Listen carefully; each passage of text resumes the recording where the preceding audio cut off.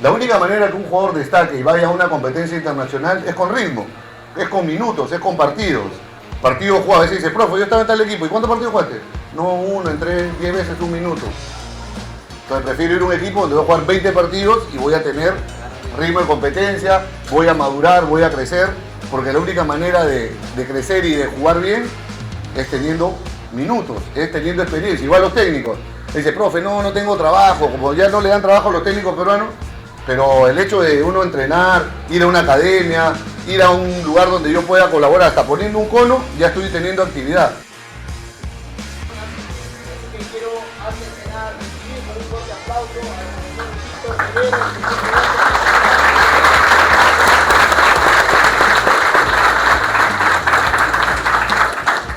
Lo menos importante es reconocer el esfuerzo que han realizado todos y cada uno de ustedes, de entrar en el campo de fútbol, y el día de hoy vienen a recibir reconocimiento por este esfuerzo, así que también voy a pedirles como no un fuerte aplauso para ustedes mismos.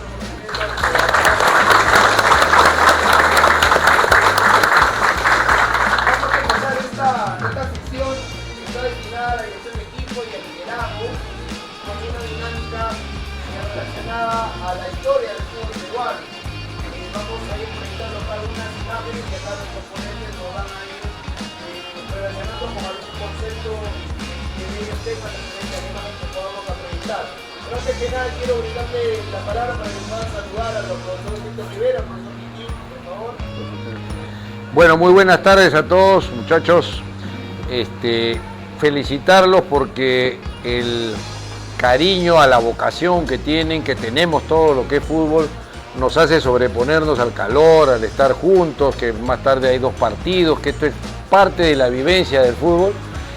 Y la experiencia no se compra en una farmacia, se va ganando a través de acciones, estudiando, mirando, situaciones que en el fútbol nunca se repiten, es muy difícil. El fútbol es un deporte generoso porque uno puede planificar algo y comienza el partido y todo lo que puede uno haber planificado en la semana, en el momento, en la charla y todo, queda de lado porque la circunstancia de un partido lo hace diferente.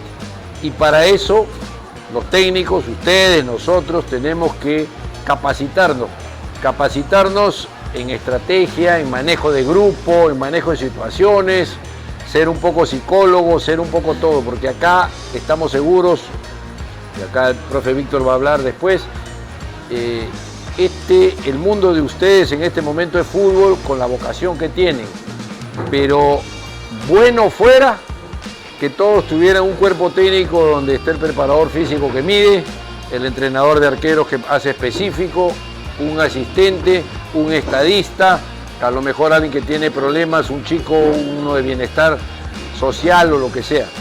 Acá ustedes, cuando nosotros nos iniciamos también en la academia, uno tiene que ser todo. Y eso hace que uno tenga el crecimiento como persona y como técnico. El mejor ejemplo es Víctor, a quien le voy a dejar la palabra. Él ha trabajado con nosotros desde los 18, 19 años y en la época que no habían las cosas que habían ahora, materiales, videos, internet. Entonces, aprovechen las cosas que hay ahora para nutrirse de conocimientos y siempre tengan la experiencia, ¿no? Acá vamos a hablar de liderazgo, vamos a hablar de dirección técnica, que son palabras diferentes, ya lo vamos a ir viendo, pero yo quiero dejarle la palabra a Víctor, que ha sido y es uno de los pupilos, de los discípulos que hemos tenido en la academia. Yo me considero discípulo de mi viejo Tito y estamos 55 años en la academia seguidos. Imagínense la cantidad de experiencia que podemos tener, menores, medianos, en las grandes, y hemos estado en muchísimas batallas con Víctor, en Alianza Atlético, en Municipal, en la academia, en las selecciones 15, 17, 20, en la grande por él en un lado, yo por las otras. Entonces, esto, digamos, hay que valorarlo, no por darnos nosotros la parte, hay que valorar el intercambio de experiencias, siempre, y palabras simples. Ya estamos un poco cansados que acá llegan y hablan en difícil. ya, recontra difícil y quieren venderle humo a la gente, y el fútbol es un juego sencillo que no hay que hacerlo difícil. El fútbol se mira, se analiza, se juega, se entrena, se comenta en forma fácil, nada más. El fútbol es un juego simple, que hay una industria, lo que quieran, pero su interpretación ustedes van a crecer si son simples para mirarlo y para analizarlo, nada más. No hablar, yo acá podríamos traer con Víctor unos sílabos y hablar en palabras difíciles y no sé cuántos términos que ahora ustedes escuchan que pueden ser válidos para una cosa, pero el fútbol es 2 arquitos, defiendo y hago gol, que no me hagan gol y defiendo. Todo el contorno es válido, la ciencia, preparación física, pero esa es la esencia del fútbol. El fútbol no ha cambiado. Fútbol moderno o antiguo, ¿cuál es la diferencia? Ninguna. El fútbol sigue siendo lo mismo, lo que ha cambiado es el contorno. Entonces a eso vamos y a eso dirigimos hoy día, gracias al profe Miguel, siempre CAP que para, digamos, capacitando a la gente. Les quiero hacer una pregunta antes de empezar. ¿Escucharon al profesor Titín claramente o...? ¿Sí? Siempre es importante cuando uno va a dirigir la palabra, lo más difícil que uno tiene, porque esta posición en la cual empezamos la clase o este entrenamiento es como ustedes están cada día, ¿no? Dirigiéndose a su equipo, al grupo de trabajo, y lo más importante es la llegada, el tono de la voz, si es que el jugador, en este caso, acá estamos con los profesores, pero yo hago una simulación de un trabajo que hacemos hace 35 años, estar al frente de un grupo humano y tratar de calar en la idea que uno va a exponer y si es que se está tomando verdaderamente atención. Porque a veces uno puede estar viendo pero no está tomando atención. O puede uno estar oyendo pero no concentrándose en lo que uno le está diciendo. Miren, hace muchos años cuando uno empezaba en la carrera uno tenía que buscar mucha información, ir a la biblioteca, al Comité Olímpico, esperar que un colega pueda viajar, que nos traiga un libro, por ahí el colega no quería prestar el libro, había que sacarle copias. Y ahora tenemos la gran oportunidad de poder compartir, ¿no?, el conocimiento, de encontrar a través de la tecnología un apoyo.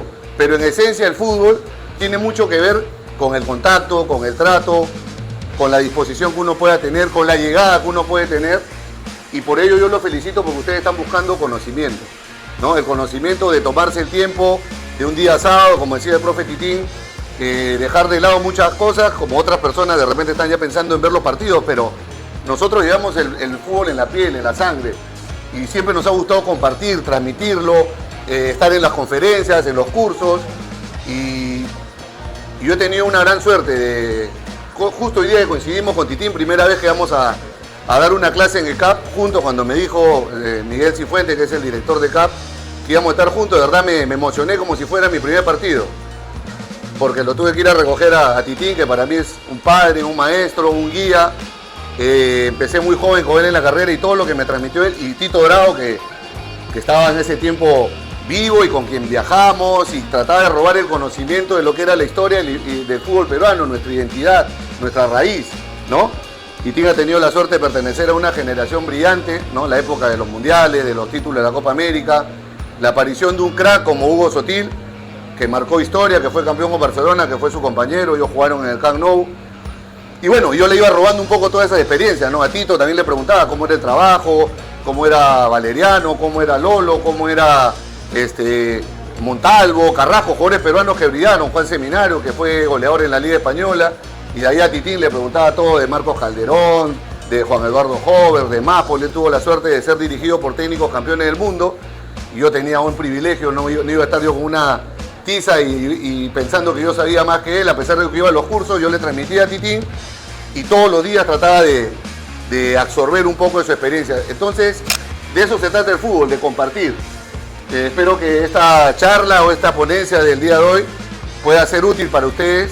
Hemos tenido la suerte de pasar muchos caminos en el fútbol formativo con niños, con adolescentes, colegios, fútbol profesional, Liga 1, Liga 2, Liga 3, selecciones peruanas 15, 17, 20, Copa Libertadores, Copa Sudamericana. Entonces es difícil trasladar toda esa vivencia, como seguro era difícil para Titín cuando le hacía tantas preguntas. Y hoy día aprovechenlo al profe al momento de las preguntas, con toda confianza. Yo creo que siempre hay que romper el hielo. A veces uno está sentado ahí y se siente un poco corto, Yo también a veces me sentía corto cuando estaba, antes los cursos eran en el Salón de las Américas.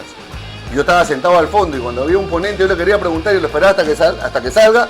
Ya salía, estaba cansado, ya después hablábamos, me decía antes no había cómo ubicarlo. Ya en el estadio uno lo quería saludar, no lo podía ver. Ahora es más fácil tener contacto con las personas. Entonces, nada, para nosotros es un honor estar al frente de ustedes. Muchas gracias por estar esta tarde acá. Todos tenemos la misma sensación y esperemos que en este intercambio, al final con las preguntas, podamos terminar este ciclo que han estado con tantos profesores, también muy buenos profesionales, captando de cada uno lo mejor, muchachos.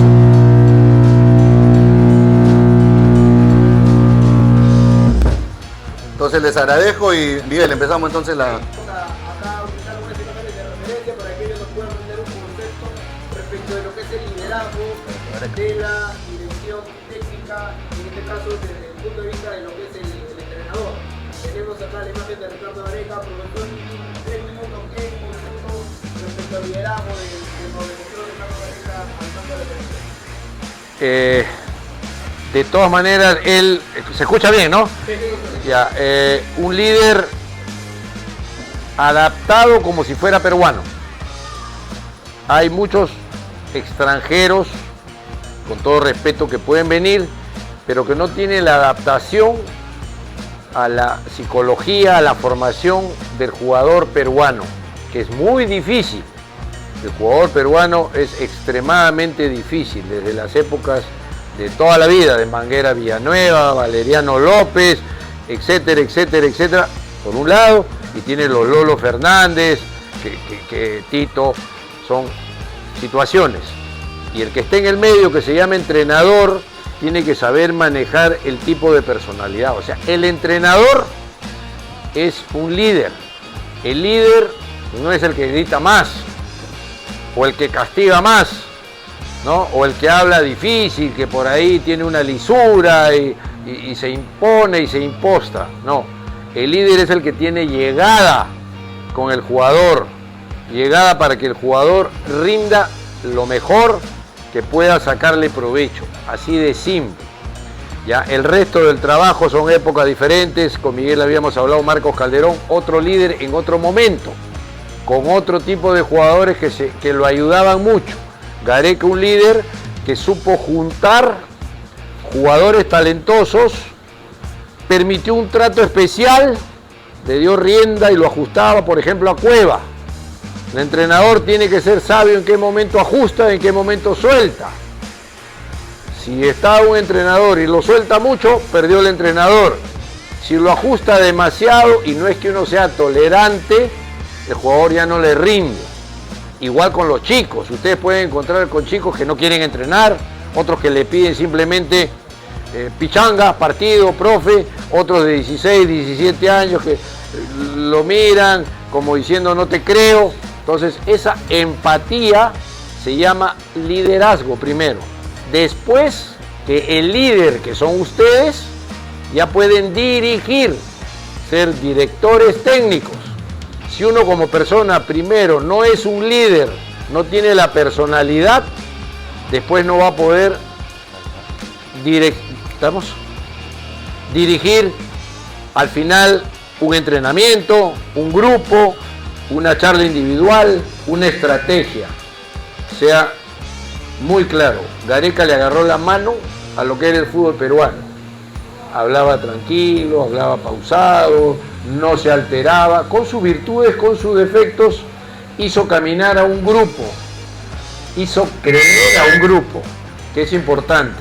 El entrenador, ustedes tienen que hacerle creer a los pequeños que este pequeño es igual a Haaland porque hace goles, que es igual a Ronaldinho porque domina muy bien, pero tienen que darle después. Entonces, como dice el profe Miguel, liderazgo es cómo yo me pongo delante del grupo o del jugador individualmente y lo hago rendir. Gareca le hacían conferencia de prensa y de repente le preguntaban por la mesa y contestaba por la puerta y nadie se daba cuenta. Tenía su forma, cuando había algún problemita siempre lo salía sorteando las cosas y el grupo crecía. Hay otros que son líderes pero que no necesariamente hacen crecer al grupo. Al revés, son nocivos para el grupo. Siendo buenos entrenadores, pierden esas opciones porque, digamos, su mensaje no está claro, su mensaje interfiere. Bajamos el nivel, ustedes para que sean líderes tienen que tener empatía con sus jugadores, pequeños, medianos, grandes. Tienen que hacer que esos chicos, esos niños, esos jóvenes les crean. Y para creerle para que le crean a un entrenador, tienen que hablarle simple. Tú tienes estas condiciones, puedes mejorar. Mi papá me ha dicho que yo soy el 9, porque el papá viene y se le acerca. Perdón, señor, su hijo puede ser un buen marcador, porque tiene estas condiciones. O sea, no ser sumisos a lo que ustedes no creen y no sienten. Si después ese chico no llega, bueno, no llegó por alguna circunstancia o porque nos equivocamos en algún momento. Pero ustedes tienen que ser los líderes, hablarles simple, hacerles creer. El líder, igual la ecuación liderazgo, y ahí viene ser un buen director técnico. Lo vemos en muchos ejemplos que están pasando y que han pasado. Ahora, y con los ejemplos que ha dado Miguel, Marcos Calderón, un líder que muchos decían, pues, no, porque le daban los mejores jugadores. Eso no sirve, son palabras que no valen la pena. Puede haber grandísimos jugadores y si el técnico no tiene la llegada, la buena maña, ustedes igual en menores, ¿cómo los hago rendir? Por magia no, es la llegada, las palabras, la conversación, el planteamiento que puedan tener ustedes con esos chicos. ¿Y acá o más grandes?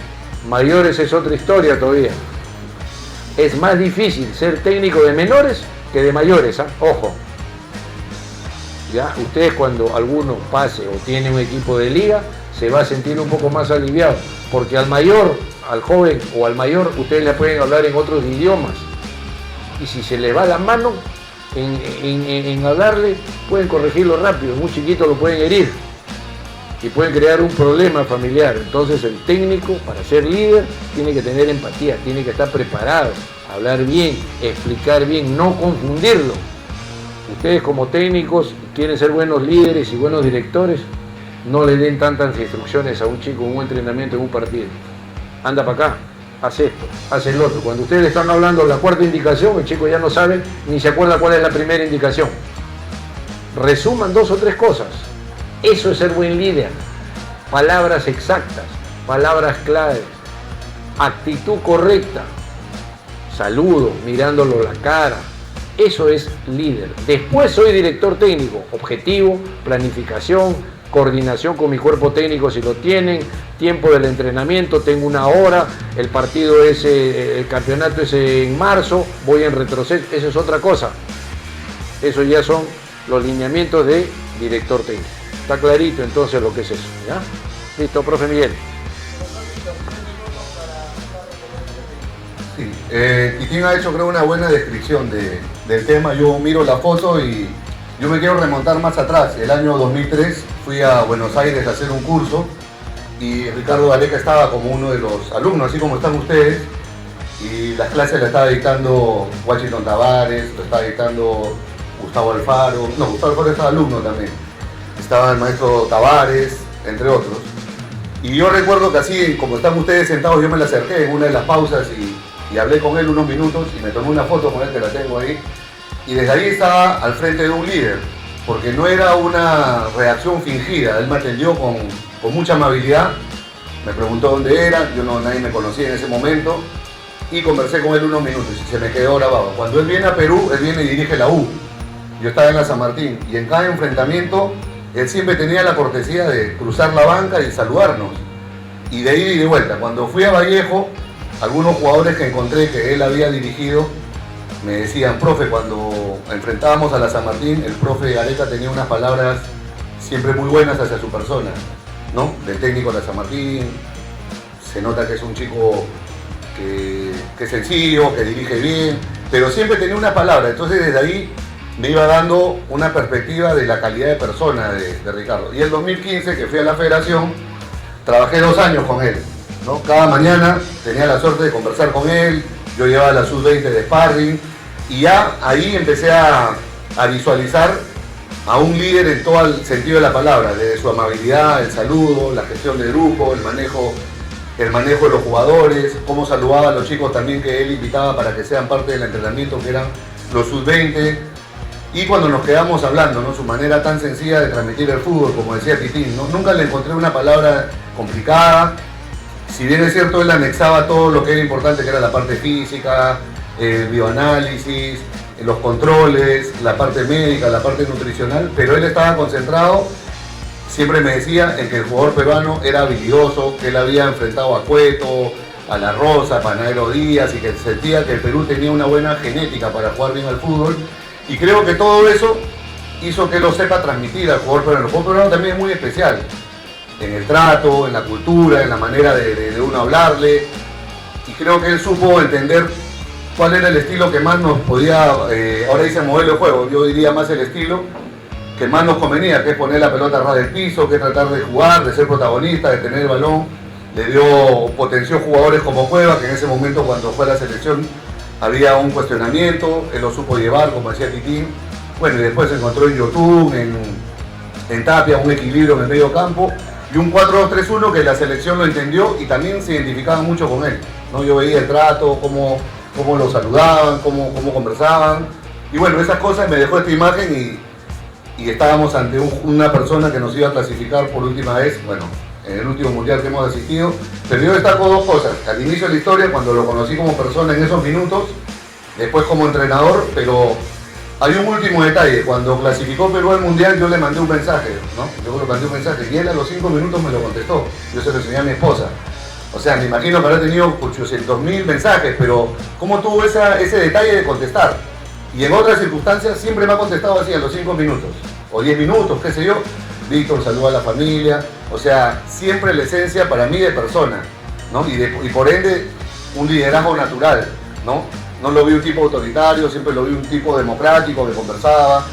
Y creo que eso también es importante. Cada uno de ustedes tiene una personalidad y tiene que encontrar su manera de dirigir, pero lo importante es tener la llegada, lo importante es preguntar. Yo, ahora que estaba hablando Titín, yo sentía que estaba aprendiendo también nuevamente, como cuando él me conversaba, cuando trabajamos juntos. Así que le voy a pedir a Miguel ahí que me separe una diploma como alumno. Entonces, creo que eso es lo importante, ¿no? Siempre tratar de, por ejemplo, a Titín lo veo como entrenador, lo he visto como persona, como padre, como ha sido como padre de familia. Yo he tratado de seguir muchas cosas que él tenía. Eso significa que uno, para resumir, de liderazgo, cuando ustedes están al frente de los alumnos que tienen, ellos muchos lo van a tratar de imitar a ustedes, en su manera de saludar, en los consejos que ustedes dan. Y el fútbol es un pretexto para seguir educando, ¿no? Cuando tenemos niños, los niños tú le dices, mira, tienes que comer verdura, tienes que hacerle caso a tu papá, tienes que hacer la tarea, y el niño al toque como que siente en ti como un hermano mayor, no sé, como una imagen, y viene los papás y dice, profe, muchas gracias, ahora mi hijo está comiendo verdura, usted le dijo, a mí no me hacía caso. Profe, mi hijo está haciendo la tarea, pero no para que quiera que juegue, sino para que ustedes puedan ayudar a que esa persona mejore, sea niño, adolescente o jugador, ¿no? Ahí iría un poquito el concepto. Justamente, profe, teniendo justo con usted, continuamos con el profe Rivera. Ya. Tenemos acá una imagen en la que el profe ya nos hizo referencia, el Marcos Calderón, para que pueden visualizarlo por acá. Marcos Calderón, un técnico histórico, tal vez, creo que es un técnico con más éxito en la selección peruana, desaparecido en el lamentable accidente de la bandera aérea del soccer, pero tiene dejó mucho por un gran legado. En referencia a lo que era el liderazgo del ¿qué podemos aportar, profesor? Sí, bueno, cuando uno empezaba en el fútbol, yo voy al fútbol y tengo uso de razón desde el año 75, entonces cuando justamente Marcos Calderón fue campeón de la Copa América dirigiendo la selección peruana, cuando era un orgullo que un técnico peruano dirija a nuestra selección, y después, bueno, ya lo veíamos en el estadio siempre y uno sentía admiración. Fue el técnico peruano que ganó 10 títulos, ¿no? 10 títulos a nivel nacional, dirigió en Venezuela, dirigió en México, Ecuador también, ¿no?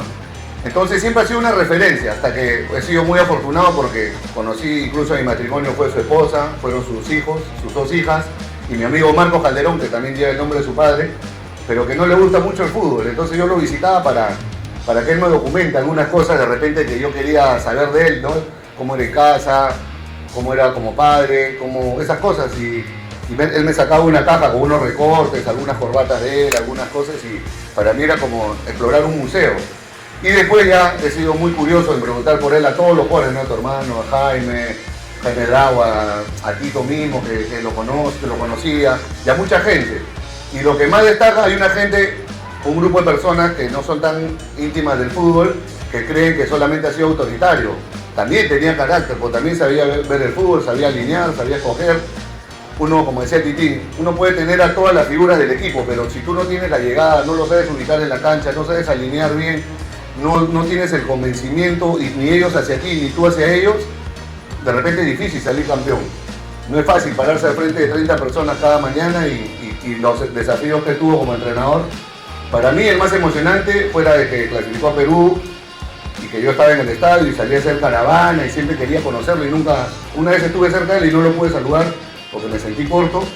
Yo creo que el más grato recuerdo para mí como hincha de Municipal es cuando llegó a Municipal a la Copa Libertadores y lo cargaron en hombros ahí, yo estaba arriba y eso me causó mucha emoción y yo siempre soñaba algún día estar ahí parecido a él, ¿no? Parecido porque es un sueño imposible, pero creo que son de esos técnicos que han dejado huella y que ustedes cuando tengan tiempo de investigar un poquito sobre él, practicaba mucho el 4-3-3, la manera de jugar, están los videos colgados y creo que tenía una idea muy simple, pero a la vez muy identificatoria con el fútbol peruano, ¿no? De tratar bien el balón, juntaba buenos jugadores, pero como digo, no es fácil juntar a los buenos jugadores, un mediocampo que fue el mejor de la primera fase del Mundial con Cueto, Velázquez y Cubillas, y de ahí usted ya tiene para averiguar, así que mi admiración y la suerte de poder hablar hoy día de Marcos Calderón.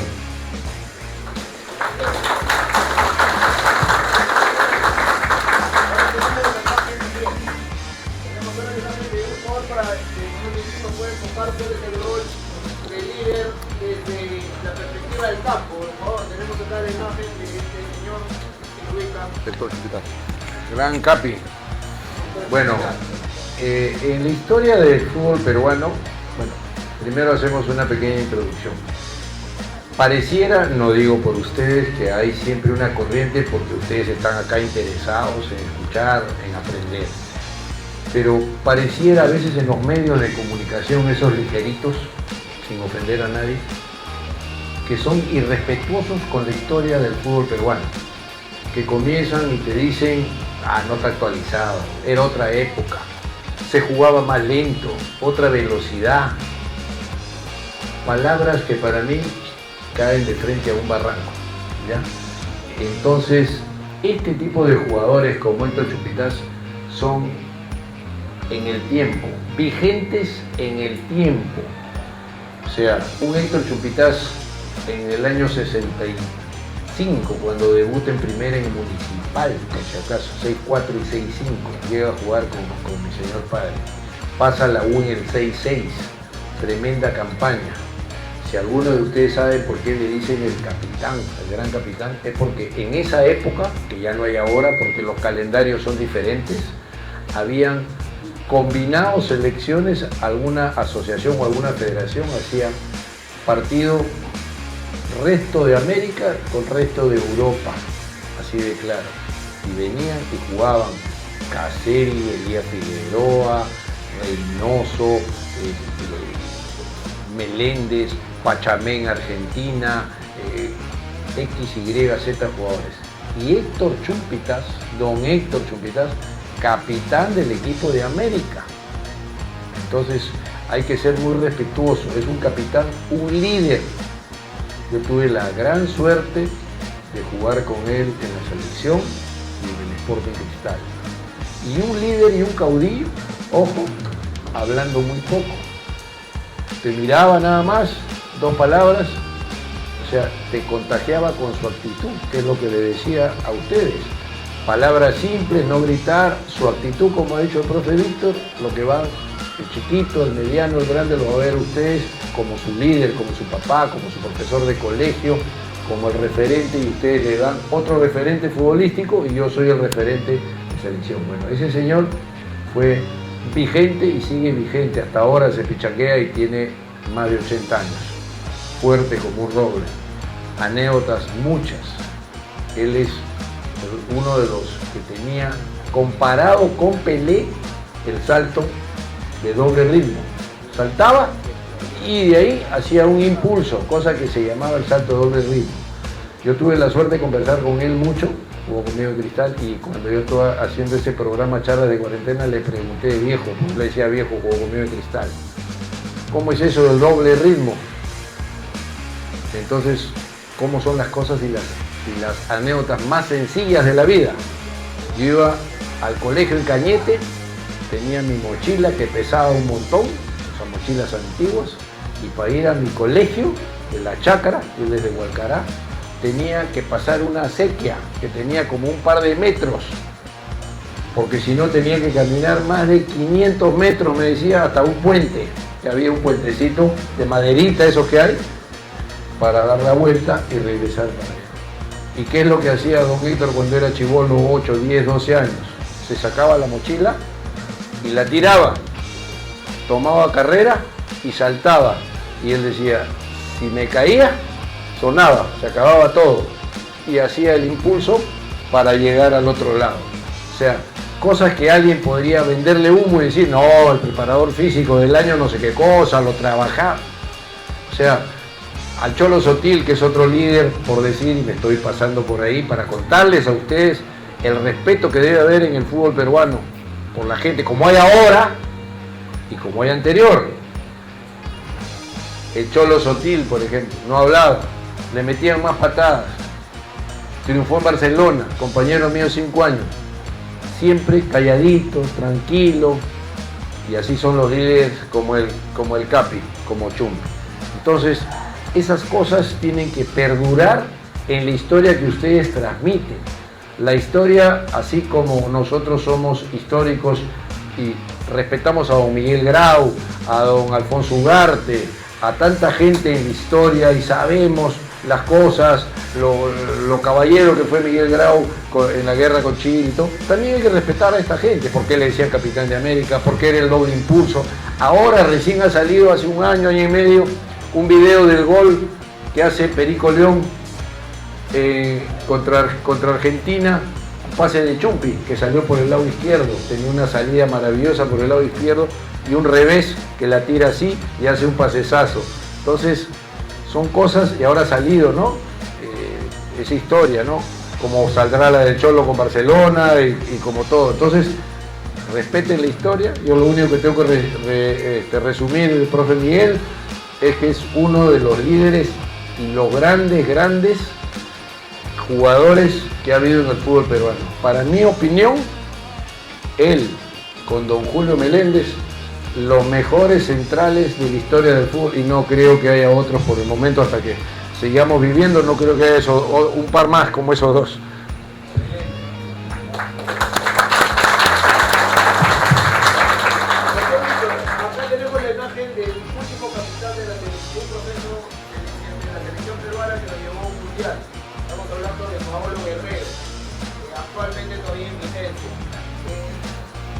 Con el contraste de los tiempos, de lo que fueron ellos, de lo que es Paolo, ¿qué imagen o qué diferencia podemos encontrar? ¿Qué manera diferente podemos encontrar entre uno y otro? A ver si nos podría resolver. Yo estaba proyectándome cuando hablaba el profe Titín y me acordaba de una frase de Menotti que decía: la mejor manera de proyectarse al futuro y de pensar en lo moderno es volver a la fuente, ¿no? O sea, conocer tu identidad. Y él lo transmitió mucho a Scaloni, por eso que la selección argentina como que recuperó una línea, trató de juntar los jugadores que tenían el perfil de aquellos equipos de Argentina que lo llevaron a ganar algún título del mundo. Y recordando todo este proceso y veo a Paolo Guerrero, pienso que los jugadores de la época de Titín, de repente, yo reviso muchas de las estadísticas y a los 31, 32 Titín como que ya decían que eran veteranos, que ya se tenían que retirar. Y yo siento que lo que ha cambiado es cómo los jugadores de ahora pueden prolongar la carrera, como la alimentación, el descanso. Yo creo que antes, Titín, ustedes en lo que era la recuperación de una lesión era más lento, ¿no? Claro. No existía el magneto, no existía el hidromasaje que hay ahora, o esa hidroterapia como se hace ahora. Ahora se miden las calorías, hoy te miden todo, el peso constantemente. Antes de repente yo veo las fotos y los jugadores podían estar tomando una gaseosa, por decir. Hoy en día eso es impensado. Y comparando con Paolo, creo que es uno de los últimos delanteros que tiene ese perfil. Pues nosotros siempre hacemos un ejercicio con un equipo de técnicos a veces, y ahí nos asesora Titín o algunos otros grandes futbolistas y entrenadores que tienen esa vivencia, porque es importante apoyarse de la gente que ha vivido. Yo escucho a Titín que habla que su papá jugó con Chumpitaz, él la jugó con Chumpitaz. Imagínense la gran diferencia de ver la foto y uno de repente tiene un concepto, pero el haber vivenciado eso debe ser algo muy importante, ¿no? Entonces, viendo a Paolo, yo creo que es uno de los últimos grandes delanteros que hemos tenido. Podría entrar incluso en esa selección que a veces es un poco complicado cuando uno dice quién fue mejor, tal delantero, tal volante, cómo armar una selección de todos los tiempos de Perú, ¿no? Tenemos una referencia, la de México 70, donde el centro delantero y la figura como centro delantero era Perico León, ¿no es cierto? Delantero que si hacen un cuestionario los futbolistas cuando dicen qué delantero admiran, muchos admiran a Perico León, ¿no? Después hemos tenido grandes delanteros, lógicamente. Para ser campeones de la Copa América, el centro delantero ayudó Casareto, Percy, Cachito Ramírez jugó también de delantero y era uno de los goleadores. Sotil vino el último partido y jugó de 9. Entonces, de ahí hemos tenido Guillermo La Rosa, no sé, de acá Titi me puede ayudar. El mismo Flavio, en la generación anterior a esta, también fue un delantero importante. Después va llegando... Sí, tenemos, o sea, muchos delanteros que podemos hacer. Y yo veía la de Paolo y me acuerdo solamente me acuerdo cuando era niño, ¿no? Cuando lo veíamos en los torneos menores, cuando estuve en los juveniles de Alianza y no lo dirigí, pero lo veía entrenar. Después toda la carrera que ha hecho y puede servir como un ejemplo para las nuevas generaciones lo que significa prolongar la carrera, ¿no? El cuidado, en superar las lesiones, la alimentación, porque creo que eso es lo que marca la diferencia hoy en día, ¿no? Cómo un jugador puede llegar a ser vigente. Por ejemplo, otro en el fútbol peruano es Hernán Rengifo, que es mayor que él, es categoría 83, Paolo es 84 y va a jugar esta temporada en ADT de Tarma, ¿no? Entonces, a los que dirigen, para que de niños le digan que si de pequeños respetan sus horas de sueño, se alimentan adecuadamente, se recuperan bien de la lesión. A veces hay jugadores más tocados, profe, ya estoy, dice, ya puedo jugar, pero se vuelven a lesionar porque no se han recuperado bien, porque están desesperados por jugar. Entonces hay procesos. Y yo creo que ver un delantero así es porque ha superado procesos. Entonces, pienso que es uno de los buenos delanteros que tenemos en la actualidad. Ahora, justo habíamos pedido la imagen para acá. Acá vemos a Pedro Galese también, capitán de la selección, también un líder importante de la selección. Justamente, hoy día teníamos clases con el profesor Francisco Pizarro, clases prácticas en campo, y Francisco Pizarro siempre comenta casi a manera de queja, de poco interés que a veces se le da a la preparación de arquero, a la función del arquero. Sin embargo, la colación tiene la imagen para que usted nos pueda decir ustedes cómo se experiencia regular, con más usted que tiene a Ignacio, que es Arquero. el arquero, qué tan difícil, qué tan complicado, sobre todo, qué opciones tiene un arquero para poder gestionarse como líder dentro del campo. Sabemos que el técnico, por ejemplo, llegó constante a la U, le quitó la capitanía a Carvalho. Decía él que a pesar de que era ese arquero, que no consideraba que un arquero podría ser capitán. Sin embargo, también sabemos que la capitanía no es necesariamente el concepto de liderazgo por completo. ¿Qué concepto tiene usted al respecto? ¿Cómo que uno pueda? Bueno, vamos a hablar de Piero, ¿no? No es Pedro, para nosotros es Piero, porque él ha estado en la academia con el profe Víctor, que ha sido su entrenador y conmigo. Pero antes me salté un poquito porque Víctor ha tocado un nombre que es Pedro Perico León. 2 minutos, porque es tierra de los 9, hemos hablado, son los que solucionan, los que hacen gol. Para que ustedes tengan clarito, Perico, que yo tuve la suerte de jugar en selección, en los combinados Muni Alianza, si se meten a la internet, combinados Muni Alianza, el 70, 71, 72, le ganó a tremendos equipos, Bailón, Perico, Pitín, quien habla, Camacho, Sotil. Perico era el centro delantero. Él, lo resumo, muchas veces dicen, y son opiniones, todas respetables, quién es el mejor 9, mi opinión, puede ser otra, porque ustedes no han vivido toda la época. Tenía todo lo que ustedes saben de los delanteros. Cabeceaba mejor que Flavio Maestre. Tenía la fuerza para que no le quiten la pelota para cubrirla que Franco. Jugaba de atrás y hacía paredes como Claudio. Tenía la picardía de venir y hacer amagues como la foquita Farfán. Por decir, ya decir todas estas cosas, y por ahí se me va uno más, no sé, eso era en uno solo lo Perico. Lo que pasa es que Perico era un poquito más viejo, en el buen sentido de la palabra, en edad, que los que han venido después. Entonces no ha habido tantos medios de difusión, tanta televisión. Pero Perico es palabra mayor en el fútbol, así como hablamos de Chumpi. Perico es palabra mayor para quien habla. Víctor lo ha hablado y ha hablado perfectamente de lo que Paolo. ¿Qué es lo que tenía Perico de Paolo? Saber jugar solo. Paolo es uno de los pocos jugadores que sabe jugar solo. Un buen cargoso, adelante, busca la falta, solo, espera que lo acompañen, espera que lleguen los demás. Todo eso tenía Perico, pero en fin. Bueno, eso es un poquito para reforzar y ampliar lo que ha dicho el profe Víctor. Perú, Miguel, siempre fue, y ustedes han escuchado, ahora se ha perdido un poco, tierra de arqueros, decía. El que se mete en la historia y ve, decía Perico, Perú, tierra de arqueros. Don José Soriano, tú decías lo de capitán. Capitán de River Plate, la famosa máquina, uno de los mejores equipos de Argentina por los años fines de los 40 y 50. Un peruano, capitán en River de un equipo que le decían la máquina, arquero. Don Rafael Asca. Don Juan Valdivieso, el mago Valdivieso, que un día tapó en una gira 5 penales en una gira con Chile. ¿Ya? Por eso le decían el mago, salía a cortar, no había que rodillazo ni nada arriba. Entonces, eso se ha ido. Juan Honores,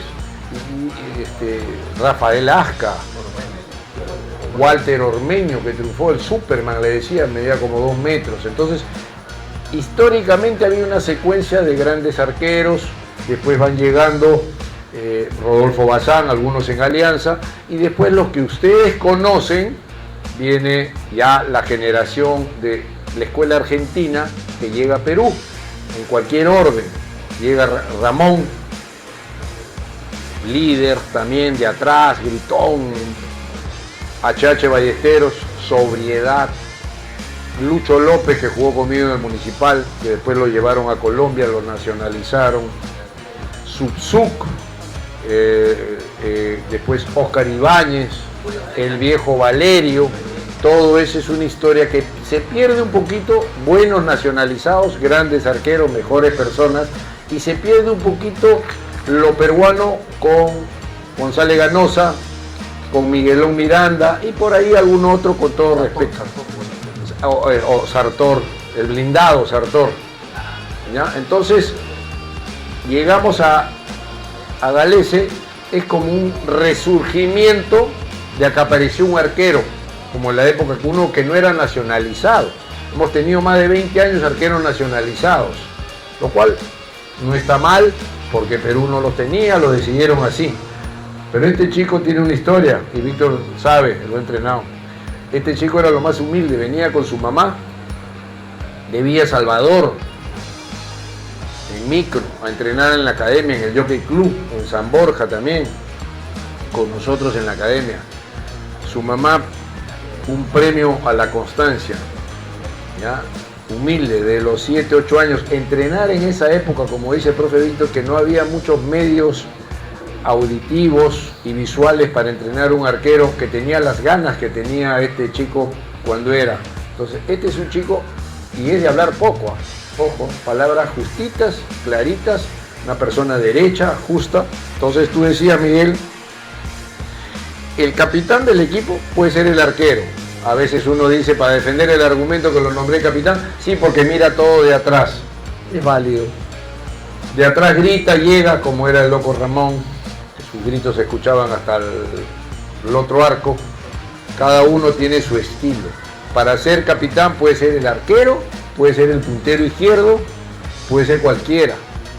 Para ser capitán del equipo lo que tiene que ser ese liderazgo, no, como le dije, como son ustedes entrenadores, no gritar, hablar lo justo y hacerse sentir, nada más. Y en estas épocas hacerse sentir, ya vamos terminando, profe Miguel, con lo de Galese. Él ha marcado una segunda época o una tercera época en la historia de los arqueros en el fútbol peruano, así lo puedo resumir. Todo lo anterior que es historia, ese grupo argentinos, uruguayos que vinieron, que se mezclaron con 2 o 3 peruanos en esa época, y a partir de Galese ya vienen otros arqueros, Lidman, Carvalho, lo que quieran, pero este chico sí creo que está un poquito más arriba, ¿no? Estamos en esas cosas, en esta época donde hay chalecos, cuánto corrió, cuánto, con GPS, lo cual es bueno, pero lo bueno es que sepan interpretarlo ustedes. Profe, Sí. justamente ahí, aprovechando esta imagen que tenemos acá, son los seleccionados de los sub-20. ¿Qué Sí. mensaje tenemos para la... Ya, ahí le doy a Víctor. Estos chicos, acá hay historias que ya Víctor lo tiene que contar. El jugador peruano históricamente madura tarde. Hay jugadores que recién a los 21, 22, 23, por eso que yo no me canso de decir acá estamos mal. Tenemos que hacer una división sub-23 y que la reserva se juegue un campeonato de reserva sub-23 con todos peruanos, a lo mucho un extranjero si quiere. Sub-23, porque el jugador peruano madura. La bolsa de minutos malogró muchos jugadores, porque lo usaba el profe Víctor, que tenía la edad límite. No rendía mucho, pero el siguiente año tenía que usarlo a él, porque era la obligación reglamentaria. Entonces no por convicción, sino por reglamentación. Entonces hemos ido reduciendo el nivel de estos chicos, tan al punto que ahora estamos haciendo una barbaridad, un crimen, 7 extranjeros en cancha y nacionalizados. El nacionalizado, ya la palabra yo quiero desterrarla, son peruanos. Entonces pueden jugar 7 con 4 peruanos que se han nacionalizado. Y Cienciano lo hizo el año pasado en un partido, en el campeonato jugó con 10, no oriundos, 10. Eso es un crimen, pues, si no hay reserva, no hay una sub-23, en la federación pasan hasta sub-18. Eso es lo que está sucediendo de orfandad en aparición de jugadores.